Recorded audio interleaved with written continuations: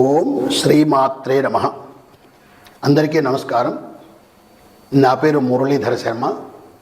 నేను హైదరాబాద్ మణికొండ పుప్పాలగూడ ప్రాంతంలో ఉన్నటువంటి గోల్డెన్ టెంపుల్ వద్ద నివాసం ఉంటుంటాను. ఈరోజు మనము 2025వ సంవత్సరంలో, అంటే ఈ క్యాలెండర్ మనకు జనవరి 1వ తారీఖు వస్తుంది కదా, ఈ సందర్భంగా 2025వ సంవత్సరంలో గోచార రీత్యా ఏ రాశి వారికి ఎలాంటి ఫలితాలు ఉంటాయంటే జనవరి నుంచి డిసెంబర్ వరకు సుమారుగా ఈ టైంలో వచ్చేటువంటి ఈ కాలానికి ఎలాంటి ఫలితాలు ఉంటాయి అనేది జాతకరీత్యా గోచార రీత్యా చెప్పే ప్రయత్నం చేస్తాను. సాధారణంగా మనము పంచాంగం చూసుకొని ఈ ఫలితాలను చెప్తూ ఉంటాం. అయితే ప్రస్తుతం ఉన్నటువంటి ఈ సమాజంలో పంచాంగం అంటే ఏమిటి, అది ఎలా చూసుకోవాలి, దానిలో ఫలితాలు ఎలా తెలుసుకోవాలి అనేటువంటిది ఈనాటి యువతకు తెలిసే అవకాశం బాగా తగ్గిపోయింది. వాళ్ళు క్యాలెండర్ మీద ఆధారపడి ఉంటున్నారు. కాబట్టి ఆ క్యాలెండర్ ఆధారంగా అంటే ఈ జనవరి నుంచి డిసెంబర్ వరకు ఎలాంటి ఫలితాలు ఉంటాయో చెప్పే ప్రయత్నం చేస్తాను. మనం ఈ జనవరి 1వ తారీఖును, అంటే 1/1/2025 అనేటువంటి ఈ తారీఖును మనము మన హిందూ క్యాలెండర్ అంటే పంచాంగంతో సరిచూసినట్టయితే పుష్యమాసంలో పుష్యశుద్ధ విధియ నాడు బుధవారం నాడు ఈ 1వ తారీఖు వస్తుంది. అంటే పుష్యమాసంలో శుక్లపక్షంలో విధియ నాడు బుధవారం నాడు ఈ 1వ తారీఖు జనవరి 1వ తారీఖు వస్తుంది. ఆ రోజు ఉత్తరాషాఢ నక్షత్రం ఉంది. ఆ విధంగా ఆ తిథి నాడు వస్తుంది. ఈ 25 అనేటువంటి ఇది చూసినట్టయితే మనము క్రోధినామ సంవత్సరంలో కొంతకాలము, విశ్వావసునామ సంవత్సరంలో కొంతకాలము, 2 తెలుగు సంవత్సరాలతో కలుసుకొని ఉంటుంది. ఈ జనవరి 1వ తారీఖు నాడు, జనవరి 1, 2025 నాడు కాస్త గ్రహస్థితి ఏ విధంగా ఉందో కూడా మనం తెలుసుకునే ప్రయత్నం చేద్దాం. దానివల్ల మనకు అసలు మనం గోచారం ఎలా తెలుసుకోవాలన్నది అర్థమవుతుంది. లగ్నము ధనుర్లగ్నంలో ఆనాడు సూర్యోదయం అవుతోంది. అంటే రవి ధనుర్లగ్నంలో అగ్ని రాశిలో ఉంటున్నారు ఆయన.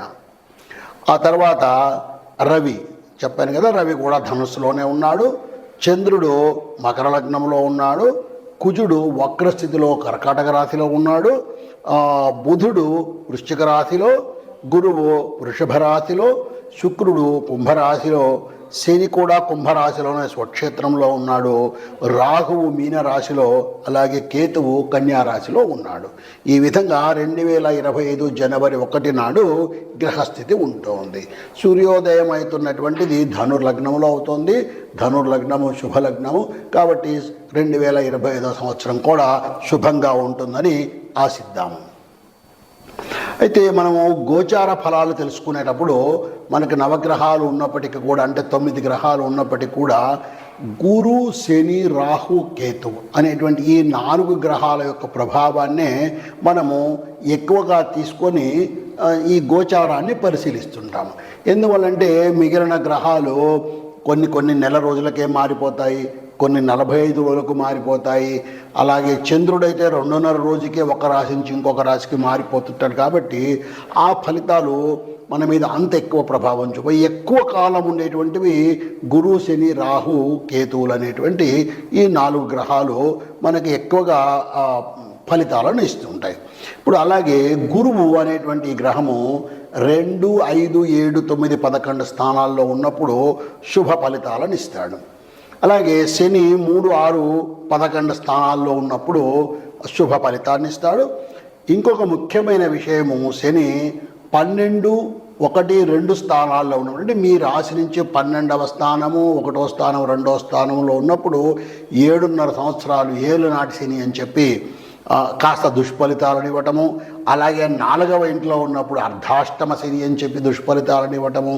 8వ ఇంట్లో ఉన్నప్పుడు అష్టమ శని అనే దుష్ఫలితాలను ఇవ్వటము. అంటే మనకు ఉన్నటువంటి ఈ 12 స్థానాల్లో కేవలం 3, 6, 11 స్థానాల్లో ఉన్నప్పుడు మాత్రమే శని శుభ ఫలితాలను ఇస్తుంటాడు.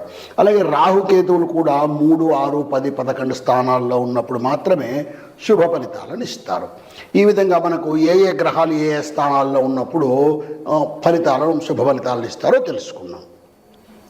అలాగే ఇప్పుడు ఈ గురువు శని రాహు కేతు అనేటువంటి వాటిలో వేటిని ప్రభావం చేస్తారో మన జీవితంలో అన్నది తెలుసుకుంటే, గురువు చదువు, ధనము, జ్ఞానము, వివాహము, భక్తి, సంపద, సంతానము ఇలాంటి వాటిని గురువు ప్రభావితం చేస్తాడు.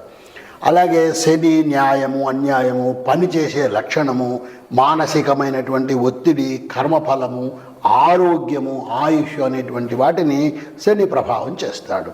ఇక రాహును మనం పరిశీలించినట్టయితే మనకు భ్రమలు కల్పించడము, మానసికమైనటువంటి ఒత్తిడిని కల్పించడము, ఇలాంటివి మన ఆరోగ్యాల మీద, ప్రత్యేకించి మానసిక ఆరోగ్యం మీద ఎక్కువ ప్రభావాన్ని రాహువు చేస్తుంటాడు. అలాగే కేతువు మన జ్ఞానాన్ని, మేధస్సును, భక్తి మార్గాన్ని కూడా కేతువు ప్రోత్సహిస్తూ ఉంటాడు, కేతువు సరిచూస్తూ ఉంటాడు. ఈ విధంగా ఒక్కొక్క గ్రహము కొన్ని కారకత్వాలను కలిగి పనిచేస్తూ ఉంటుంది. ఇక మనము గోచార రీత్యా అన్నాం కదా, నేను మీకు కాసేపు ముందు ఏ స్థానాల్లో ఏ గ్రహాలు ఉన్నాయని చెప్పాను కదా. అయితే ఈ గ్రహాలు కాస్త మారుతూ ఉంటాయని కూడా చెప్పాను. ఉదాహరణకు గురువు 14 మే నాడు వృషభ రాశి నుంచి మిథున రాశికి మారుతాడు. అలాగే శని 23 మార్చి 2026 నాడు కుంభం నుంచి మీనరాశికి వెళ్తాడు. ఇక రాహువు మే 20వ తారీఖున మీనం నుంచి కుంభానికి వస్తాడు. వీళ్ళు వక్ర గ్రహాలు, రాహుకేతువులు వక్ర స్థితిలో ప్రయాణం చేస్తూ ఉంటారు. ఈ విధంగా రాహువు 20 మే నాడు మీనం నుంచి కుంభరాశికి వస్తాడు. ఇక కేతువు కూడా అదే 20 మే నాడు కన్యా రాశి నుంచి సింహరాశికి ఆ రోజు వక్ర స్థితిలో ప్రయాణం చేస్తాడు. ఈ విధంగా ఈ గ్రహాలు స్థిరంగా ఒకే రాశిలో శాశ్వతంగా ఉండవు. ఆ గ్రహాలకు చలనం ఉంటుంది. ఆ గ్రహాలు ఇందాక చెప్పినట్టుగా చంద్రుడు 2.5 రోజుకు, కుజుడు 45 రోజులకు ఇలాగా మారిపోతూ ఉంటారు. శని 2.5 సంవత్సరాలకు ఒక్కొక్క రాశిని ఇలా మారుతూ ఉంటారు. ఈ మారేటప్పుడు కూడా ఒక రాశి నుంచి ఒక రాశికి మారినప్పుడు మన జన్మరాశి నుంచి వాటి యొక్క స్థానం మారుతుంది కాబట్టి వాటి ఫలితాల్లో కూడా మార్పులు వస్తుంటాయి. ఈ విధంగా ఇప్పుడు మనము ఏ రాశి వారికి ఎలాంటి ఫలితాలు ఉన్నాయో తెలుసుకునే ప్రయత్నము చేద్దాం. ఇప్పుడు మనము మీన రాశి వారికి 2025వ సంవత్సరంలో, అంటే క్యాలెండర్ పీరియడ్ జనవరి నుంచి డిసెంబర్ వరకు సాధారణంగా గోచార రీత్యా ఎటువంటి ఫలితాలు ఉంటాయో తెలుసుకునే ప్రయత్నం చేద్దాం. గోచార రీత్యా ఫలితాలు అన్నప్పుడు మనము గురు శని రాహుకేతు గ్రహాలను పరిశీలన చేస్తూ ఉంటాము. ఈ గురు శని రాహుకేతు గ్రహాల వల్ల మన జీవితాల మీద ఎటువంటి ప్రభావం ఉంటుందో తెలుసుకునే ప్రయత్నం చేస్తూ ఉంటాము. అంటే మరి మిగతా గ్రహాల గురించి ఎందుకు తెలుసుకోము అన్నప్పుడు, ఆ మిగతా గ్రహాలు ఎక్కువ సమయము ఈ రాశులలో ఉండవవి. అతి త్వరగా ఒక్కొక్క రాశి నుంచి మరొక రాశికి ప్రయాణం అయిపోతూ ఉంటాయి. కాబట్టి ఎక్కువ ప్రభావాన్ని మన మీద చూపలేము. ఎక్కువ కాలము ఒకే రాశిలో ఉండేటువంటి గ్రహాలు గురు శని రాహుకేతు గ్రహాలు. ఇప్పుడు ఈ మీన రాశి వారికి గురుగ్రహం యొక్క ప్రభావం ఎలా ఉందో తెలుసుకునే ప్రయత్నం చేద్దాం. గురువు వృషభ రాశిలో ఉన్నాడు. వృషభ రాశి అంటే ఈ మీన రాశి వారికి 3వ ఇల్లు. ఈ 3వ ఇంట శుభగ్రహము ఉన్నటువంటి గురువు ఉన్నందువలన కాస్త అన్నదమ్ములతో సంబంధాలు బలపడము, వాళ్ళతో సంబంధాలు శుభంగా ఉండడము, వ్యాపారంలో అభివృద్ధి ఉండడము, పార్ట్నర్షిప్ రంగంలో అభివృద్ధి ఉండడము, అలాగే శుభకరమైనటువంటిది సంతోషాన్ని ఇచ్చేటువంటి ప్రయాణాలు చేయడము, ఇలాంటివన్నీ కూడా జరిగే అవకాశం ఈ గురువు వల్ల ఉంది. గురువు 14 మే 2025 నాడు వృషభ రాశి నుంచి మిథున రాశికి వస్తున్నాడు. అంటే 4వ ఇంటికి వస్తున్నాడు. దీని యొక్క ప్రభావం కూడా బాగా ఉంటుంది. కుటుంబ సభ్యుల మధ్యన మంచి సంబంధాలు పెరుగుతాయి, ఆధ్యాత్మికమైనటువంటి ఆలోచనలు పెరుగుతాయి, ఆర్థిక స్థిరత్వం ఉంటుంది. మొత్తం మీద గురువు యొక్క ప్రభావాన్ని మనం పరిశీలించినట్టయితే మీనరాశి వారికి గురువు యొక్క ప్రభావం బాగానే ఉంది అని చెప్పవచ్చు. ఇక రెండవది శనిగ్రహం. ఈ శనిగ్రహం యొక్క ప్రభావం ఎలా ఉండబోతోంది అన్నప్పుడు, శని కుంభంలో ఉన్నాడు. అంటే కుంభం అంటే 12వ స్థానం వ్యయస్థానంలో ఉన్నాడు. ఇది కొంచెం ఇబ్బందులు పెట్టేటువంటి స్థానం, ఇది వ్యయస్థానము. పైగా శనికి స్వక్షేత్రం కుంభం. ఈ కుంభంలో ఉన్నందువల్ల ఆర్థిక వ్యయాలు పెరగడము, మానసిక ఒత్తిడి పెరగడము, అనారోగ్యాలు పెరగడము, అనవసరమైనటువంటి వైద్యము శస్త్రచికిత్స లాంటివి జరిగే అవకాశం కూడా ఉంది ఈ శని యొక్క ప్రభావం వలన.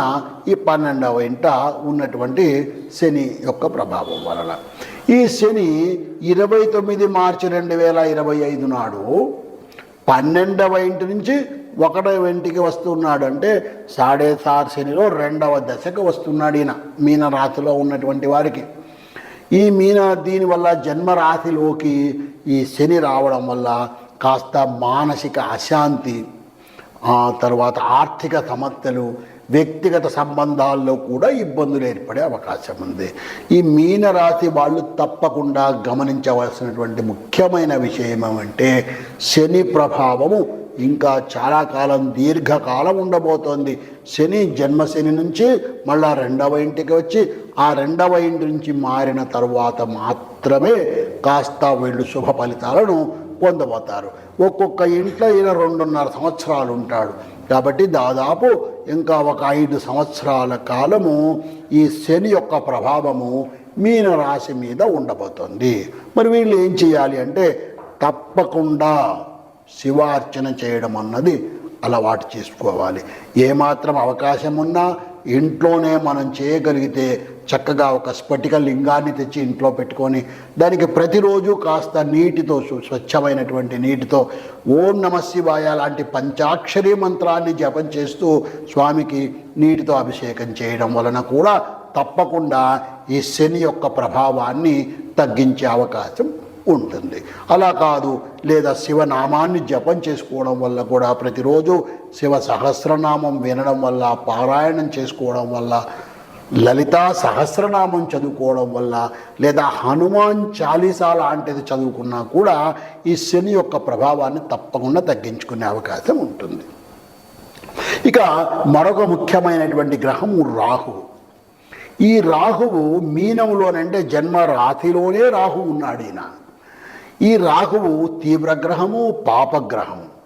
ఇటువంటి గ్రహము రాహువు ఎప్పుడైతే ఈ జన్మ రాశిలోనే ఉన్నాడో అనేక విధమైనటువంటి కొత్త కొత్త సవాళ్లను ఈయన సృష్టిస్తాడు.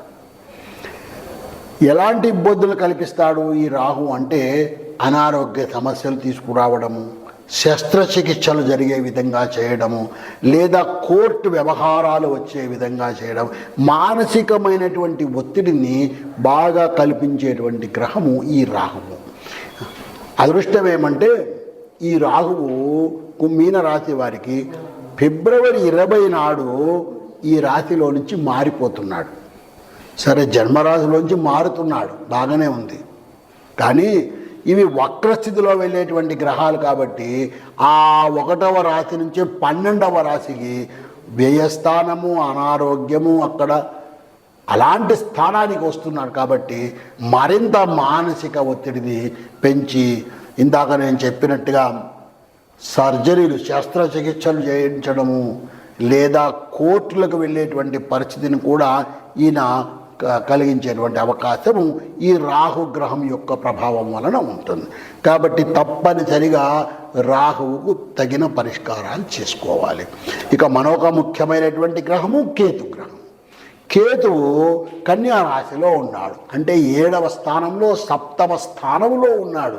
7వ స్థానం అంటే వివాహ స్థానము, భార్యాభర్తల సంబంధానికి సంబంధించినటువంటి స్థానం ఇది.